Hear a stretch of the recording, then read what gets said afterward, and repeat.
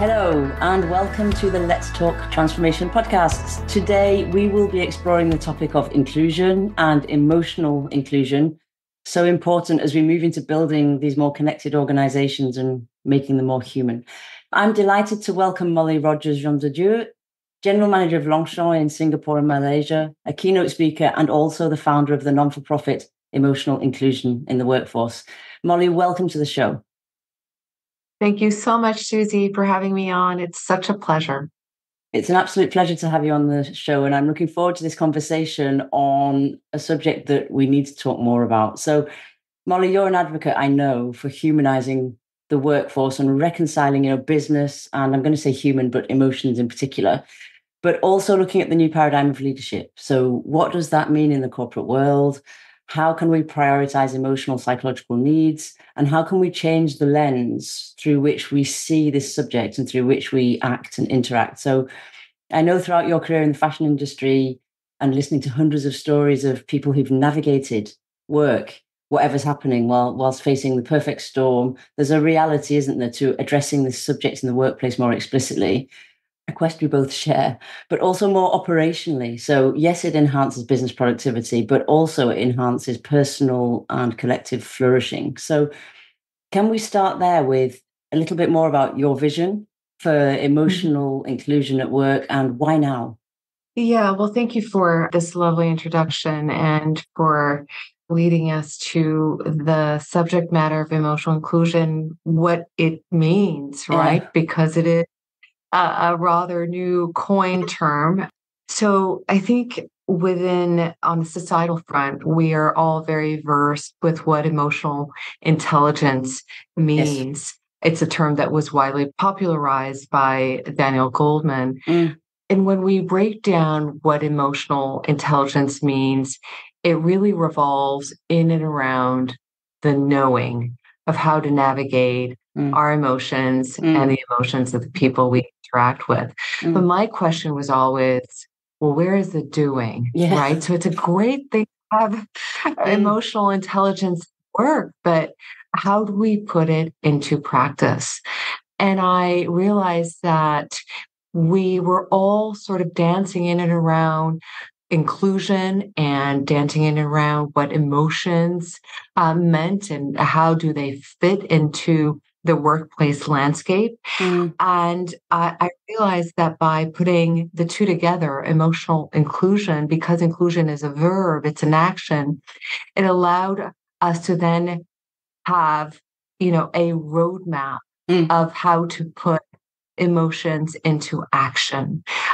So combining those two terms, really what emotional inclusion means, it means basically putting emotional intelligence into action. If emotional intelligence is all about the knowing, then emotional inclusion is all about the doing. So emotional inclusion, I think, in the workplace today is building its gravitas as we're moving forward. But I think that my aha moment, if you will, after almost 2 decades in the corporate field, was realizing how little we've progressed, right, within the realm of what it means to be human at work. Yeah. And I realized that something had to change. And so I chose to bring emotional inclusion to the world in such a way that we could have a roadmap of understanding the place of emotions within the workplace. And what I realized, if you will, is that companies that have the luxury of having diversity, equity, and inclusion platforms speak of all kinds of inclusion. And yet they don't speak about the form of inclusion that is of closest to our humanity, and that's our emotional selves. That's kind of crazy. If we stop and reflect upon that just in itself is, to realize how bad of a rep effectively emotions have when in essence they've allowed us to survive and to thrive, since the beginning of times. And they truly are our inner compass to further spearhead connection and purpose and creativity Mm, and, a sense of belonging altogether. So mm, emotions in the workplace are the gateway, if you will, to spearheading overall productivity as a whole. mm, mm. And yet And they're so completely swept under the carpet.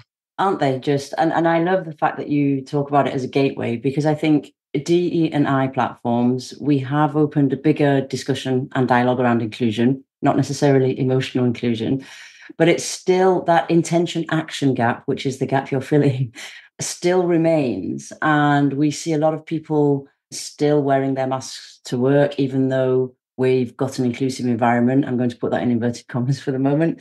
And I think it's interesting to look at, we don't go to the messier part of being human, which is the emotions, of course. And we've learned, haven't we, culturally, so national culture in all its glory and differences, but also workplace culture, not to show emotions. And I feel that we've got myths from there, like strong leaders don't show emotions.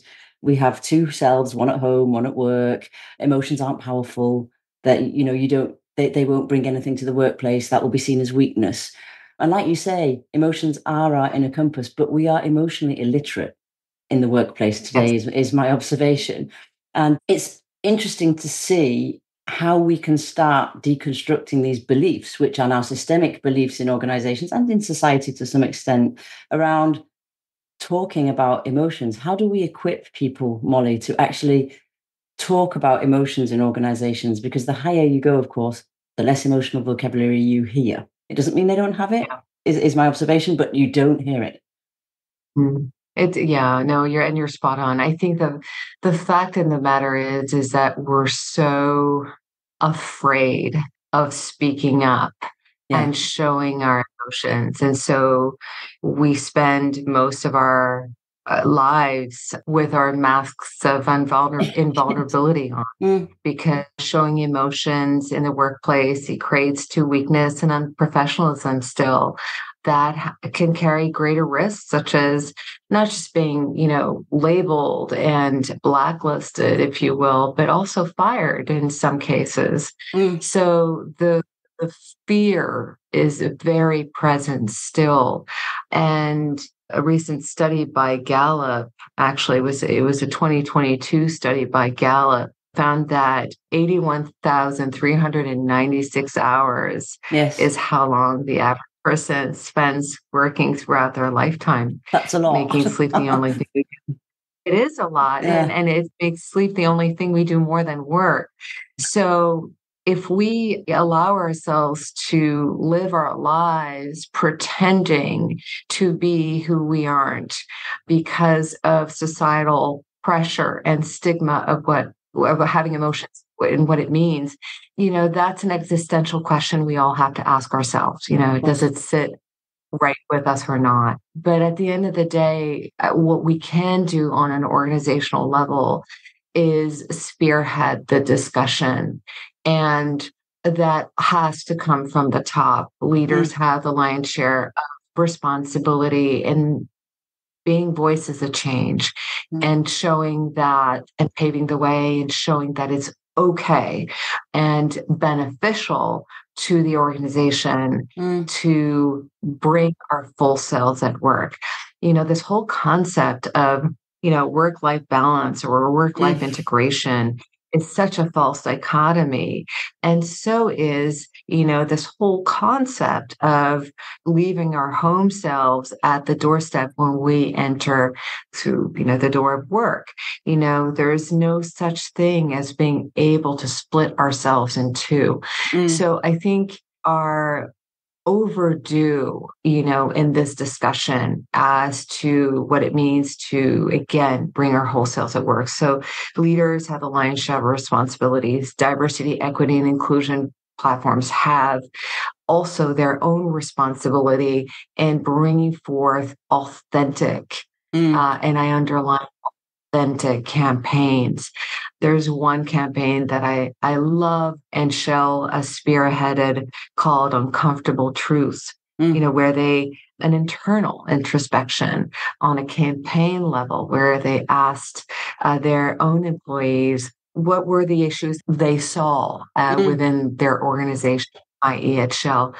How could they benefit and or have benefited from a more inclusive ecosystem? And I thought it was very interesting for Shell to point the finger at themselves and look from within instead of pointing the finger to any external sources. So I think authentic campaigns go a long way.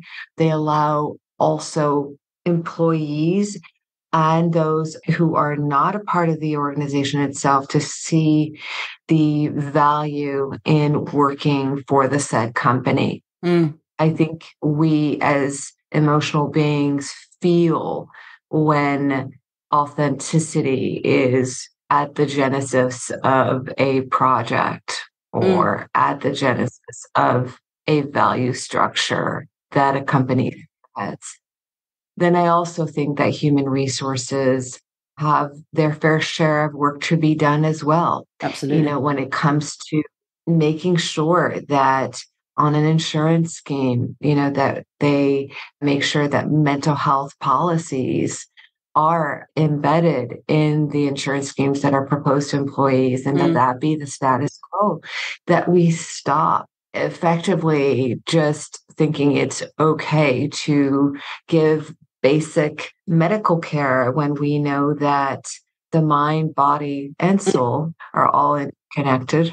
And that's someone who, for example, is going through cancer. And I've had colleagues, who have had to navigate that, whilst working, and just watching them go through it and realizing that it was impossible not to go through such an illness and not have some measure of clinical or subclinical depression, and not allowing on a company level or not giving the aid for that employee to get their work done, but in a way in which that makes sense for them within the scope of their mental state is, I think, a real issue because it affects company's bottom line. It affects the productivity of the employee. So we're back into another taboo area within emotions, which is it's okay not to be okay. It's okay to say that we're not okay, and it's not a weakness. And it's the systemic part of, the humanization of the workplace. Your emotional inclusion program is around, you start by defining it, and we look at the stigma. And then I loved what global leaders have to say in your book, the personal stories around people, particularly higher up in the organization, their personal stories, how they felt, how it shaped who they are.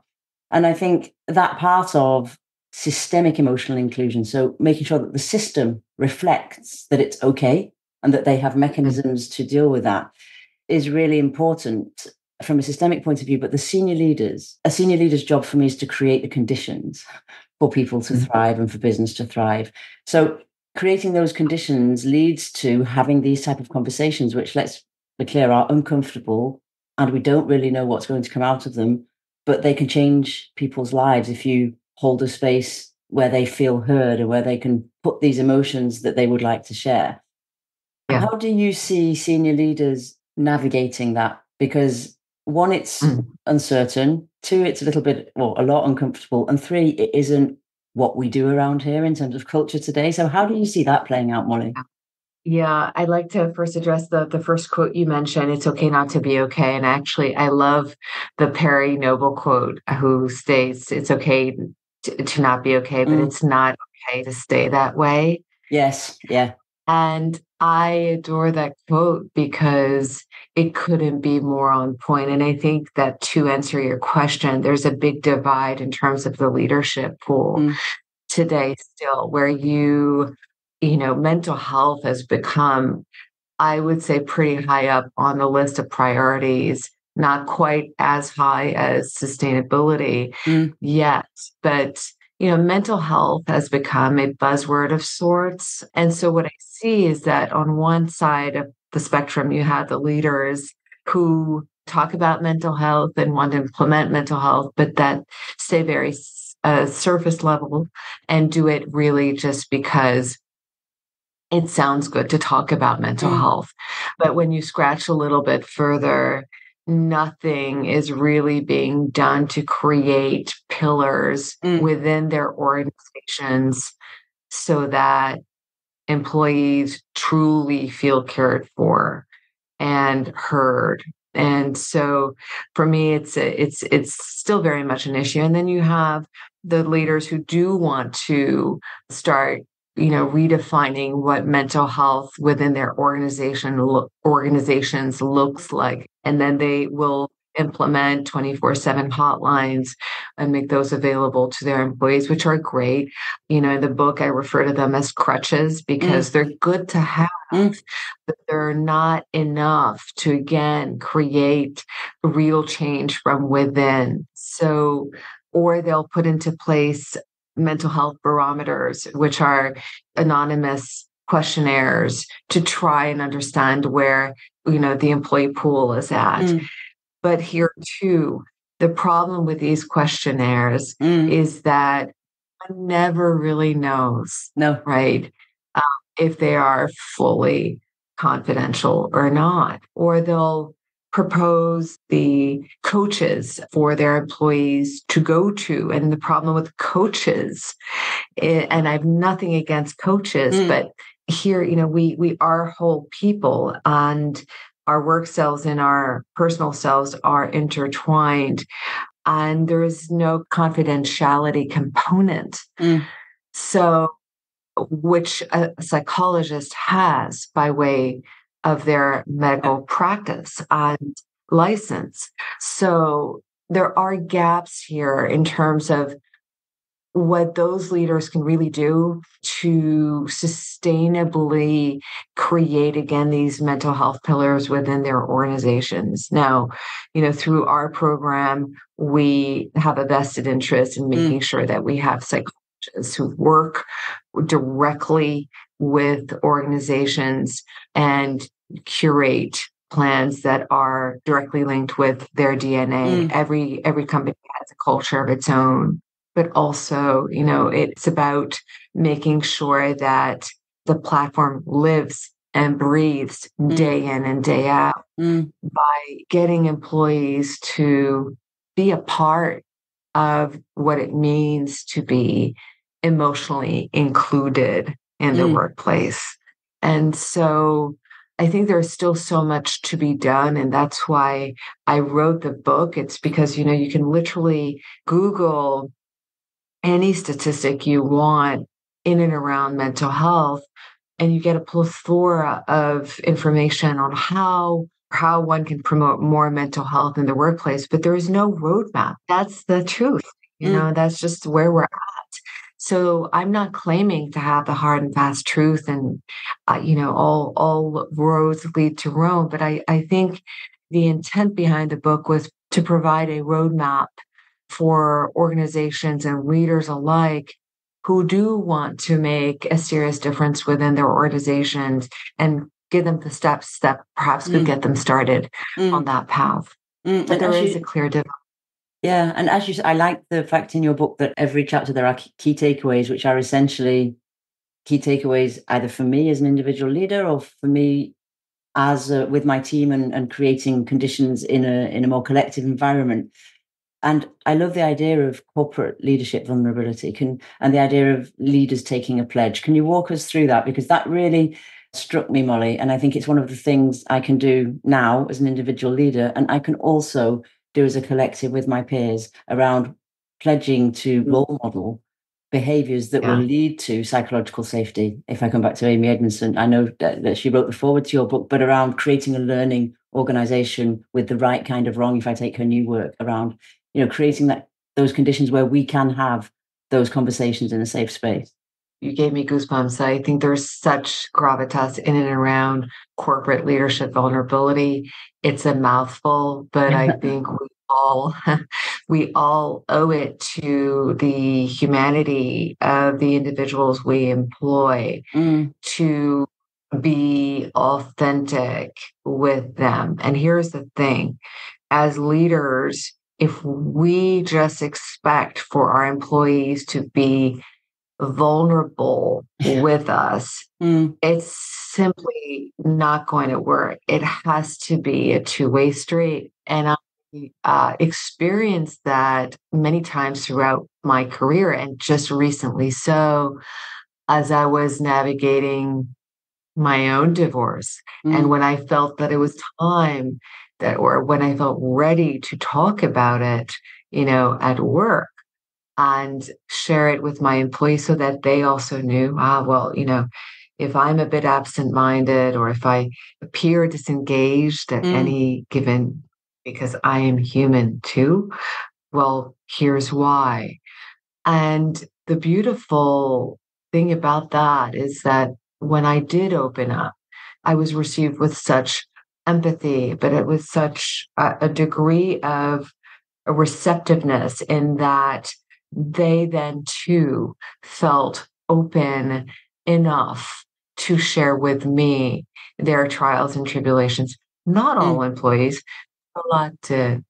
And can I just tell you, it just creates such a more authentic feel and tone to what teamness is all Yes. about. Yeah. And you were referring to psychological safety, which Amy Edmondson is the brilliant originator of. And I have so much respect for her body of work. And indeed, uh, she just published, or her eighth book, rather, was just published, and The Right Kind of Wrong, which is a phenomenal book, and I Yes, encourage it everyone is. to read it if they haven't. But, I think psychological safety, the ability to speak up and not be judged, and not, and know that, one is in a safe place to be who one is key. And so that how that is done is through, of course, for leaders, again, who have, as I was mentioning earlier, the lion's share of responsibility to breed ecosystems where they are walking their talk and paving the way, if you will, for their employees to do the same. And that's not easy, is it? I mean, I remember getting feedback once from my team that, it was great. They felt included. The team environment was great, but they wondered if I could manage emotional conversations. And I was really offended by that, Molly. I was like, of course I can manage emotional conversation. But I had to get real with the fact that that wasn't their perception. And therefore, the intention action gap, there was something missing from my story, from my vulnerability, from my way of leading that was cutting them off from sharing certain connections with me. What you were saying about sharing a more personal story with your team or your peers, the first thing is the sort of shame trigger, isn't it? It's like, oh, what are they going to think? I'm meant to be this big leader. And then you go into that space that you've just described, which is actually, they're probably quite reassured that you're human and they feel closer to you. And then, you create a different type of relationship, don't you? And I think it's interesting to see how you can scale that, which was one of my questions, because inclusion is a journey and it needs to be systemic. But how can we make it systemic? How can we make that type of conditions of work environment systemic?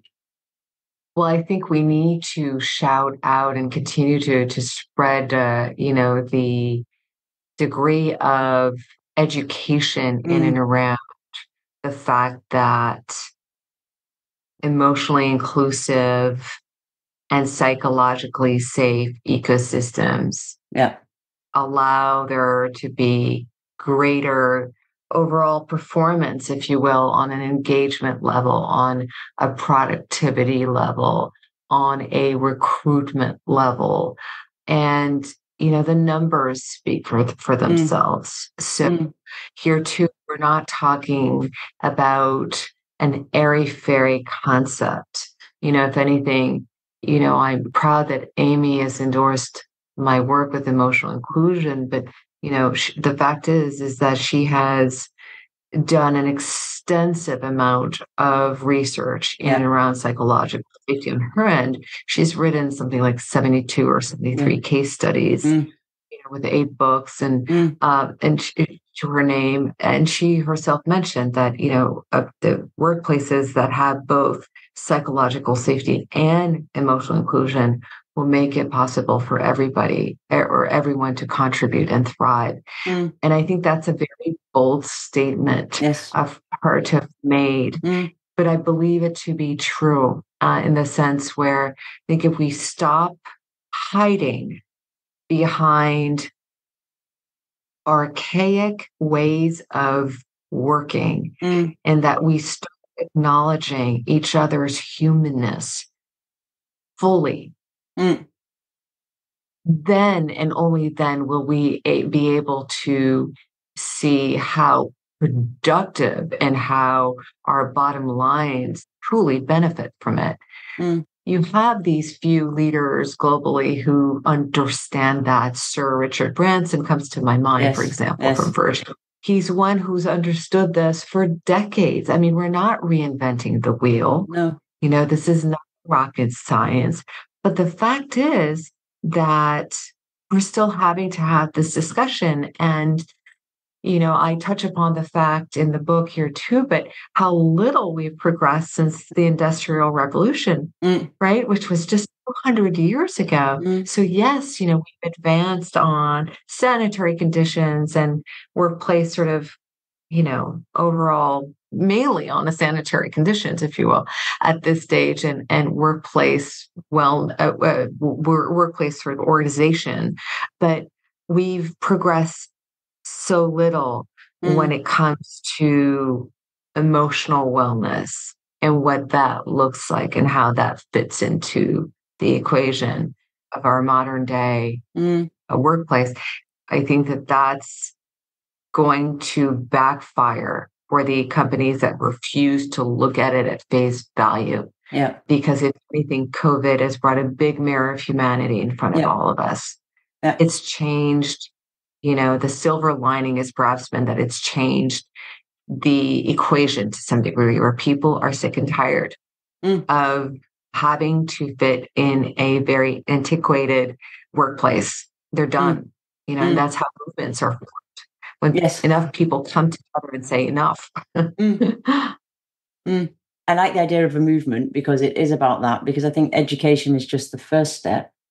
And I ask myself the question, if we educate, in inverted commas, everybody on emotional inclusion, emotional literacy, regulation, what that means for people, then what? So how do we put it in the system? And I think it's important that we don't fall into the trap of putting objectives on it, and therefore it just becomes another tick box exercise. And so how do you see that, Mollie, particularly at senior leadership levels, of how do we get from education to action and make sure that it is something that becomes the way we do things around here in this culture, without it falling into tick, tick, tick, tick, tick, which is my fear, is that it falls into this. We've got an app, it's fine. I've had a conversation, or at least I feel I've had a conversation, tick, it's fine. Yeah, and you remind me of a conversation I had with the Asia Pacific head of human resources at Sephora.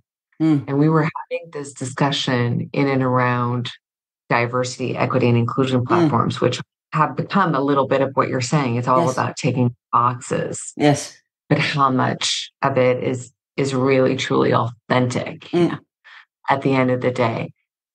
The interesting thing about emotional inclusion is that you can't just tick the box and say that it's resolved or that you've done everything you could to embed it within the culture of your company, because your people, your employees will be effectively your barometer, right? In that respect. I think what leaders have to do is to make sure that they provide the proper resources on a longstanding level. So I was mentioning mental health care policies. I was mentioning therapists who are available for employees anonymously, but who on a macro scale get the overall feel and tone of what is going on an emotional scale within the company. And by definition, can then provide workshops, can then provide, material, academic material that can come and feed employees in terms of their learnings, and who can also speak to the leader at stake and say, well, let's organize a wellness day when, they feel that there is an exhaustion peak at a certain given time. The culture there in and around emotional inclusion is living and breathing on a daily level. And then, of course, as I was mentioning D&I campaigns, but I think that those are really key in bringing in employees at all levels of the organization to gauge how they are feeling, how happy they are effectively within the realm of their organizations, and to not sugarcoat their messages for the sake of sounding good. And I think a lot of companies are doing that, and that's a risk factor. But ultimately, Susie, I really think that this isn't something that we can pretend our way No. out. No, absolutely not. Yeah. Yeah. People, especially our Gen Zers, will not come and work for a company unless they truly feel that the company at stake is walking their talk within the realms that they are advocating, that it be sustainability, that it be, mental health, whichever arena it is. They certainly won't go and work for companies that don't, but companies who do actually manage to recruit because, you have these now buy-in bonuses. So, really want candidates. If a company really wants candidates, they'll have these onboarding bonuses to lure them in, but they won't keep them long, and that's always the gauger: engagement, rich recruitment, and overall productivity. And of course, I always allude to sick days as burnout days because that's really what they are. For the most part, people are just, especially, now people are just tired of being treated like robots. Yes. We are hired for whole selves, and then we arrive and we are squeezed like lemons with regards to making sure that we take all of our KPIs. It still just it doesn't make sense. And so I think how to make for emotional inclusion to have a seat at the table long term isn't just a one-pronged approach. No. It's an organizational approach. It's not just the leader. It's not just the D&I department. It's not just the HR department. It's not just the employees themselves. I think the employees, where their responsibility lies is to not be afraid of speaking up. I think that that's still very much at the center of how employees are socially sort of trained to be right. Don't speak up. I think we all need to be bold. We all need to be brave, knowing that we play a part, each and individually play, and we all play a part in being the change in this field because we owe it to our children and to the generations to come. And we all have personal agency, don't we? Wherever we sit in an organization, as individuals, we have personal agency to step over our fear, but also to support other people. If I look at some of the difficult conversations and situations I've lived and I've seen in organizations, and I continue to see where people are they just clam up because they don't dare, or, people are being quite aggressive, and there I have agency to step in and be an ally for that, don't I, emotionally, in terms of opening a different discussion. And I think that as an explicit part of onboarding for employees and leaders, but I'm going to take the definition of self-leadership, not just a box on an org chart, that will actually start some systemic grassroots movement around thinking, acting, and talking differently about emotions. It's interesting to say, you touched on the subject of legacy. How do you see your legacy through this work, Mollie? I mean, it's a brilliant piece of work, much needed. There's lots to do, as you said, and we need to engage people in doing it and in getting their personal agency in there. How do you see your legacy moving forward in this emotional inclusion part? Well, thanks, Susie. I think it's been a hard endeavor. Mm. in birthing it.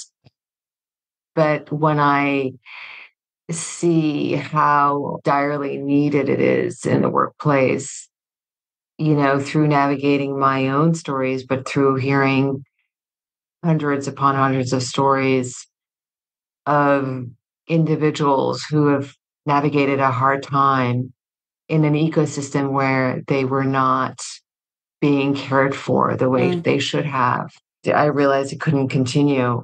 I don't know if it's so much about my legacy, but just as much as wanting it to no longer be a subject of discussion Mm. in terms of what it means to be human at work, what it means to be emotional creatures, and Mm. how that is profoundly, our superpower, and effectively, as alluded earlier, allowing for our future generations to not even have to, question what it Yes. means Yeah. to go to work and not be who they are. So I think really, essentially, it's relooking the 21st century and beyond workplace and being able to move forward Mm. from where we are at today, which is again still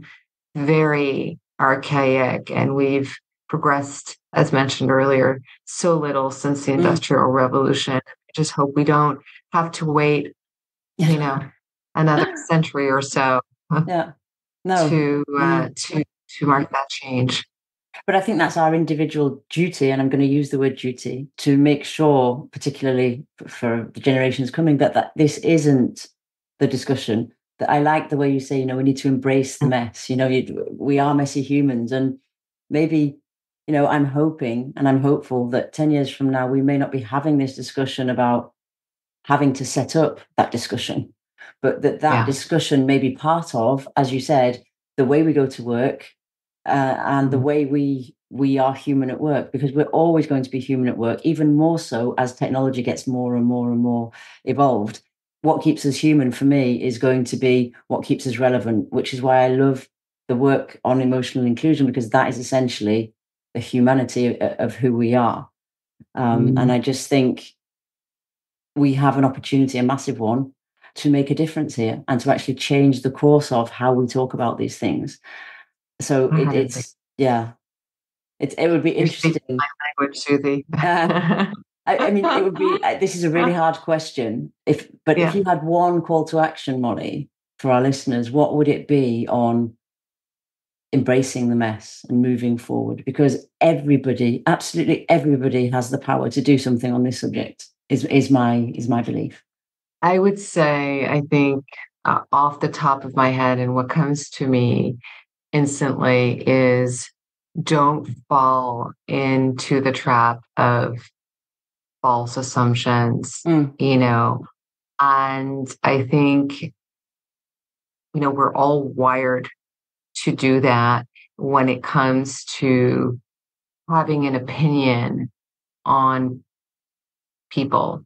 Mm. And I would say within the realm of emotional inclusion and embracing the mess, understanding the fact that we don't know anything about anyone Yeah.